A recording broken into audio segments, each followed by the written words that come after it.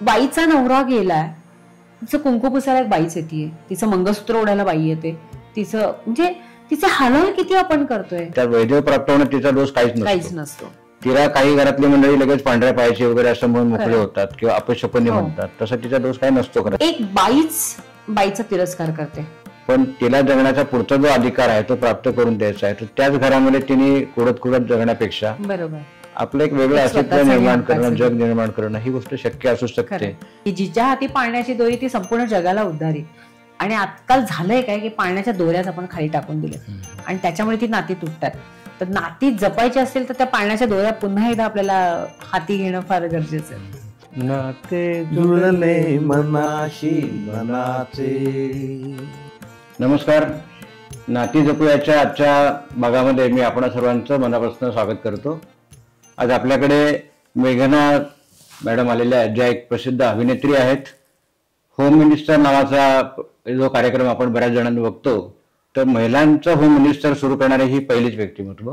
गेल्या 17 वर्षापासून या क्षेत्रात त्या काम करत आहेत. आणि मी सावित्रीबाई फुले बोलते हा जो एकपात्री प्रयोग आहे त्यातनं समाज प्रबोधनाचं काम त्या गेले अनेक वर्ष करत आहेत.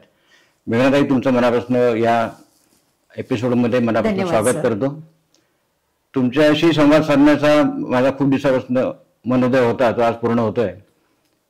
मला जी माहिती तुमच्याबद्दल आहे त्यानुसार तुम्ही 4 बहिणी आणि 1 भाऊ. हो.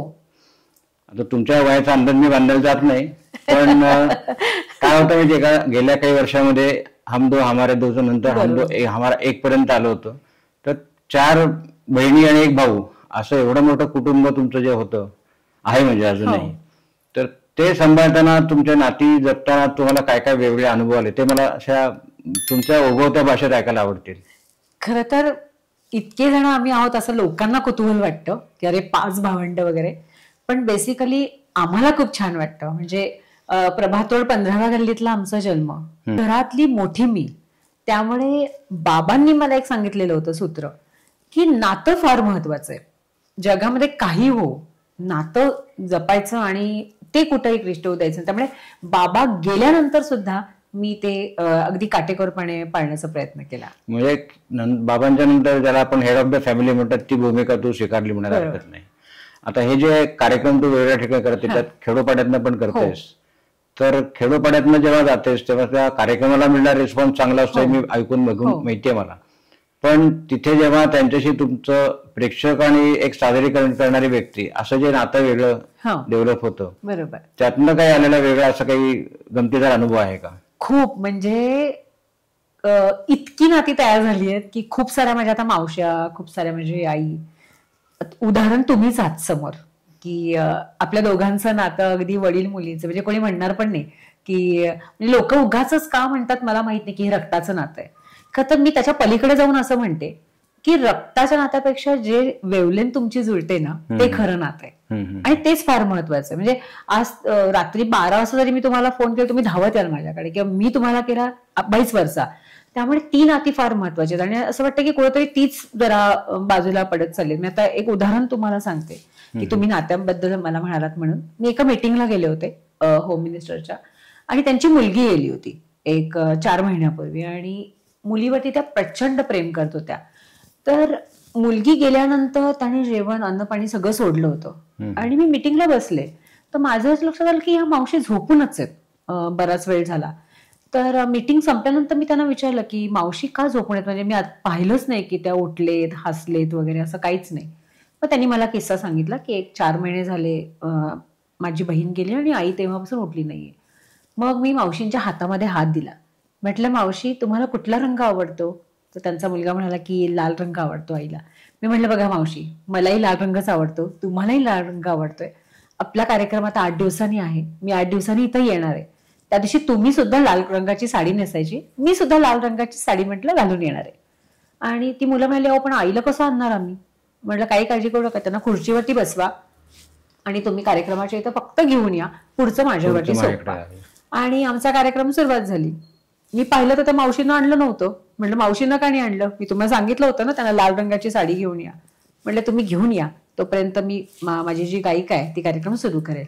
मावशीनं मस्त लाल रंगाची साडी आणली आणि मी सांगितल्याप्रमाणे ती खुर्चीमध्ये बसवलं त्यांना आणि आणलं. मी म्हटलं खाली बसवू नका, त्यांना स्टेजवरती आणा. मावशींना मस्त स्टेजवरती बसवलं आणि माझ्या होम मिनिस्टर कार्यक्रमाची सुरुवात नेहमीच मी 60 वर्षाच्या पुढच्या मावशांकडून करते, हे माझा नियमच आहे. तर मी त्या सगळ्या मावशांना बोलवलं, त्यांना मध्ये ठेवलं आणि दादा कोंडकेंचं गाणं लावलं आणि मी साऊंडवाल्या दादांना आमच्या सांगून ठेवलं की जोपर्यंत मी सांगतेय तोपर्यंत तुम्ही ते बंद करू नका. गाणं पहिल्यांदा वाजलं तोपर्यंत आजी शांत बसल्या होत्या, माझ्या लक्षात आलं. दुसऱ्यांदा वाजलं, तिसऱ्यांदा वाजलं, चौथ्यांदा जेव्हा वाजलं तेव्हा माझ्या लक्षात आलं की मावशींचे ना हातपाय हलतायत.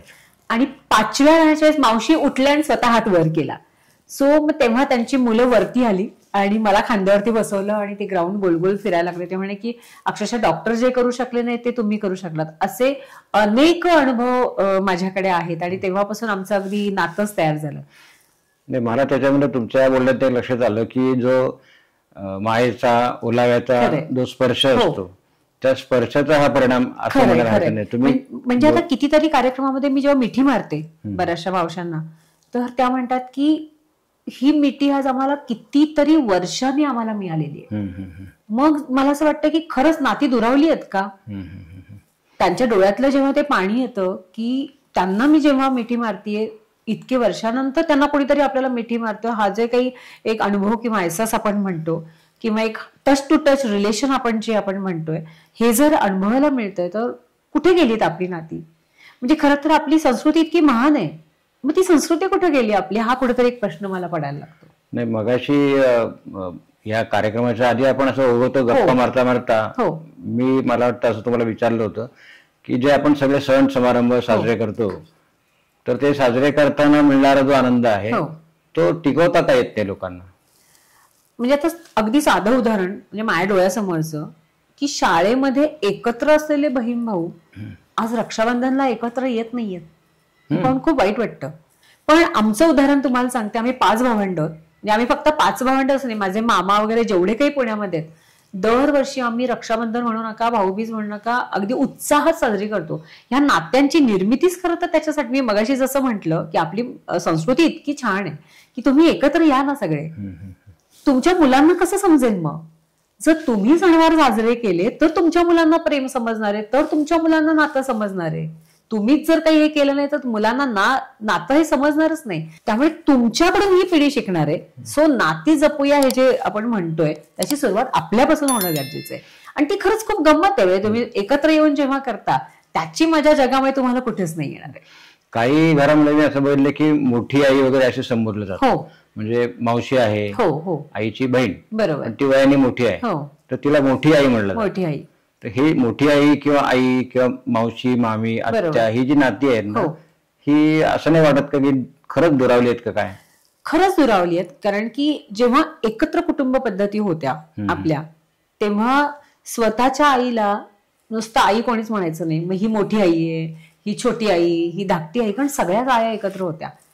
आता सो कॉल्ड मॉडर्न झालोय आपण आणि या सो कॉल्ड मॉडर्न मध्ये ना हे सगळं विसरून गेलो. मग आपण काकू, त्या काकूला तर कोणी कोणी बघितलेलंही नसतं. मग ही मावशी, तिलाही कोणी कोणी पाहिलेलंच नसतं. म्हणजे आता माझ्या ऑफिसमध्येच एक कलिग होती, तिच्या आईला कॅन्सर झाला होता. तर तिची आई म्हणाली की अगं मला फक्त बेडची व्यवस्था करशील का. तर ही सो कॉल्ड मॉडर्न मुलगी आईला बेड सुद्धा देऊ शकली नाही. म्हणजे किती दुर्दैव आहे. किंवा अगदी ताजं उदाहरण आता माझ्या डोळ्यासमोरचं आहे की ते मुलगा अमेरिकेमध्ये होता आणि आई वडील पुण्यामध्ये होते. आई गेली आपली, ज्या आईनी एकेकाळी धुणं भांडी घासून मुलाला शिकवलेलं होतं, त्याला अमेरिकेमध्ये पाठवलेलं होतं. आज त्याला ह्याला वेळ नव्हता की आपली आई सिरियस आहे तरी तो भेटायला आला नाही, आपली आई गेलीये तरी पण तो आला नाही. मग हे आमचं प्रेम कुठं चाललंय. तुम्ही कुठेही राहा, परदेशात राहा, कुठेही राहा, पण नाती जपली पाहिजेत असं वाटतं. पण तुम्हाला मामा काका या संज्ञेपेक्षा आंटी आणि अंकल हे कसं वाटतं ऐकायला? समजा आंटी अंकल जरी असलं, मामा काका असलं, तरी त्या नात्यामध्ये जर तुमचा गोडवा असेल ना तर मग अंकलही तो काका होऊ शकतो आणि काकाचा अंकल होऊ शकतो. म्हणजे मला असं म्हणायचंय की त्याच्यात गोडवाच नसेल आणि मी फक्त काका म्हणतीये तर काहीच उपयोग नाहीये. पण तेच आमचं प्रेम आहे आणि मी अंकल म्हणतीये तरी ते प्रेम तसंच राहणार आहे. प्रेम कसं आपण करतो, त्या नात्याला आपण कसं पाहतो यावरच ते अवलंबून आहे. मग त्याला तुम्ही काय म्हणता याला महत्व नाहीये. आता तुमच्या होम मिनिस्टर सारखा जो कार्यक्रम तुम्ही करता त्याच्यामध्ये प्रबोधन हा जो भाग आहे तो तुम्ही कसा साध्य करता मला काही फारसा त्याचा अनुभव नाही. एक काही मोजक्या शब्दात तुम्ही आपल्या प्रेक्षकांपर्यंत ते सुद्धा पोहोचवायला हरकत नाही. कारण तुमच्या होम मिनिस्टरचा प्रचार जरी होणार नसला त्यातनं तरी पण एखाद्या मोठ्या सामुदायिक कार्यक्रमांना सुद्धा हा जो नाती जपूया हा विषय जो आहे ना हा लोकांपर्यंत पोहोचवण्यासाठी सुद्धा तुमचे असे उपक्रम मला वाटतं उपयोगी ठरू शकतील. बरोबर. तर तसं तुम्हाला काही नातं जे आपण म्हणतोय तर नातं हा जेव्हा शब्द आपण उच्चारतो तेव्हा मी गेली 17 वर्ष झाली विधवा ह्या विषयावरती प्रबोधन करतेय आणि ह्या प्रबोधनातून मला असं दिसतं की एक बाईचा तिरस्कार करते जास्त. म्हणजे संपूर्ण महाराष्ट्र फिरताना आत्ता मध्यंतरी एका ताईचा नगरवरून फोन होता कारण की ताई माझे मिस्टर गेले आणि माझ्या सासूने मला घरातून बाहेर काढलं.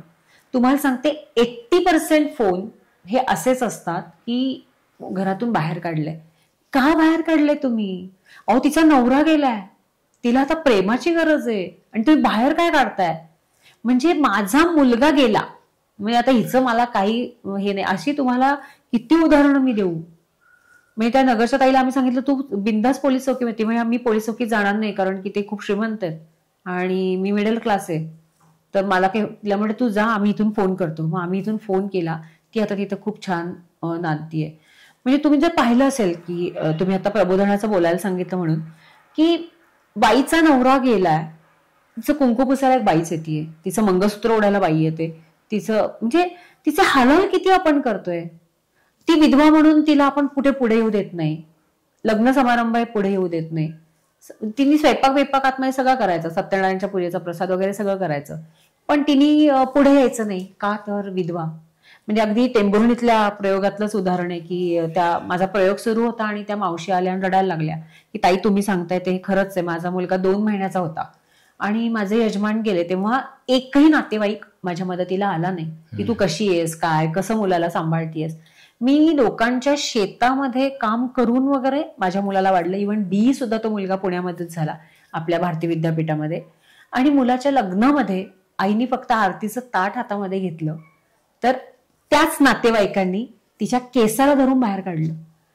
मग माझा प्रश्न हा आहे, आज नाती जपूया निमित्ताने आपण एकत्र भेटतोय, तुम्हाला कोणी अधिकार दिला आणि कुठलं नातं आहे तुमचं? तिच्या केसाला तुम्ही धरून तिला बाहेर काढलं, हा अधिकार दिला कुणी तुम्हाला? म्हणजे बाईचा नवरा मेला तर तेव्हा ती विधवा होते आणि तिच्या मुलांना जेव्हा ती सांभाळते तेव्हा कुठं जातं तिचं विधवापण? तेव्हा तुम्ही कुठं येताय? तर नाती जपूया या निमित्ताने मी तुम्हाला सांगू इच्छिते सगळ्या मैत्रिणींनो की बाईचा विरोध करते तर प्लीज ते फक्त सांभाळ आणि विधवा पण थांबवा.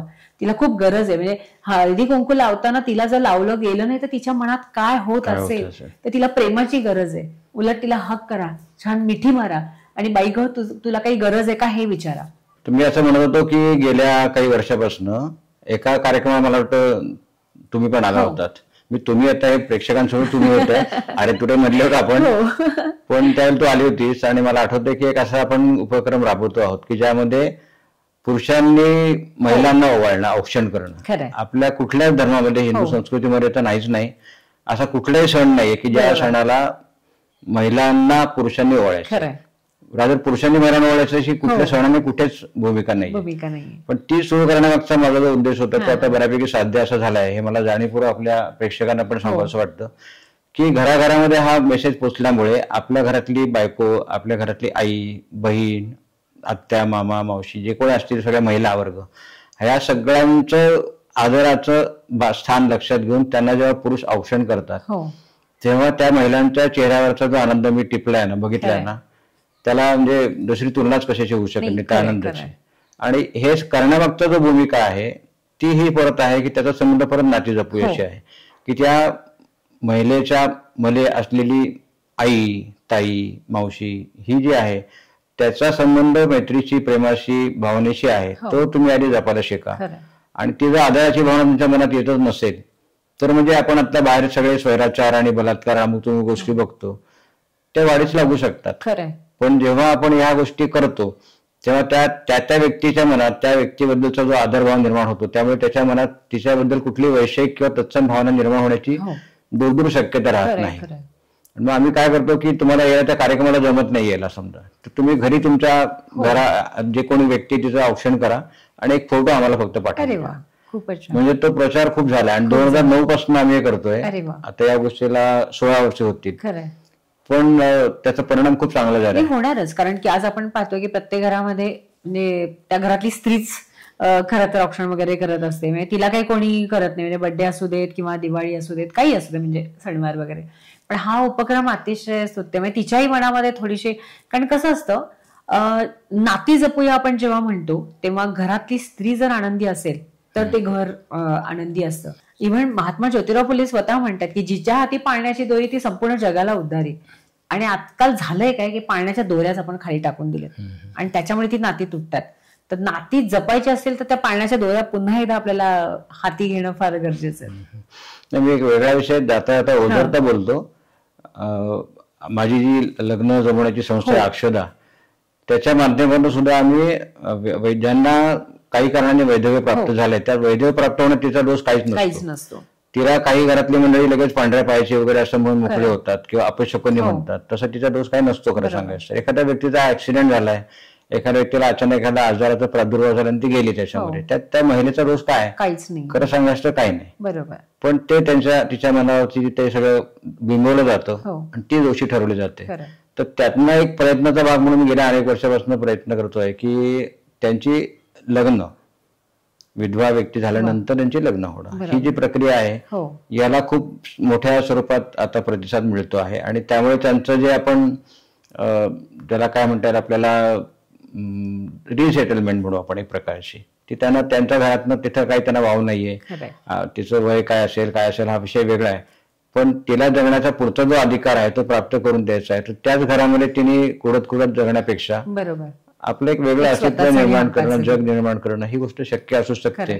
तुम्ही खूप छान हा उपक्रम खरं तर सुरू करताय आणि बेसिकली विधवा स्त्रियांसाठी जे आपण काम करताय की त्यांचा पुनर्विवाहासाठी करताय, ते खरं तर it's great salute from me. नाही, ती गरजेची गोष्ट आहे, काही शंकाच नाही ना. नाहीतर मग काय होतं, अलीकडे एकीकडे अशा स्त्रिया पण बघतोय, मुली बघतोय की ज्यांना हे सगळे अनुभव लोकांचा ऐकून असा त्रास होतो की नको, ते लग्न विना हा विषय नकोच, आम्ही ऐकते आहे ती बरी आहे. तर असा पण प्रघात काही मुलींच्या मनामध्ये निर्माण होताना दिसतोय. पण तो चुकीचा आहे का बरोबर याच्यावर मी आता भाष्य करत नाही, तो विषय पण नाही आता आपला. पण अशा काही गोष्टी केल्यामुळे त्यांना असं वाटू शकतं की अरे हे काही चुकीचं नाही, आपण करतोय, करायला पाहिजे सगळ्या गोष्टी. तर त्या घरामधनं जो मिळणारा प्रतिसाद आहे, आता समजा एखाद्या घरातली मुलगा तो वारलाय आणि त्यांच्या घरातले सासू सासरे आहेत, त्या सासू सासऱ्याने हा पुढाकार घेतला की आपली 23, 25, 28 वर्षाची विधवा सून आहे, त्यांनीच पुढाकार तर तिने काय दुसरीकडे लग्न करावं, तर तिने तिथंच काय आपलं आयुष्य घालवायचं. तर हा प्रघात जो आहे ना, हा कुठून तरी ह्या त्या रूपाने बदलायचा प्रयत्न आपण सगळे मिळून करूयात. आणि तो झालाच पाहिजेत खरं तर. आणि तसं झालं तरच एक सक्षम समाज म्हणतो ना आपण, एक सक्षम म्हणजे भारत देश प्रगल्भ करायचा असेल तर पहिला समाज प्रगल्भ पाहिजेत. आणि समाज सक्षम असेल आणि तो जर प्रगल्भ करायचा असेल तर आपलं नातं घट्ट झालं पाहिजे. म्हणजे ह्याची मेन घरापासून आहे.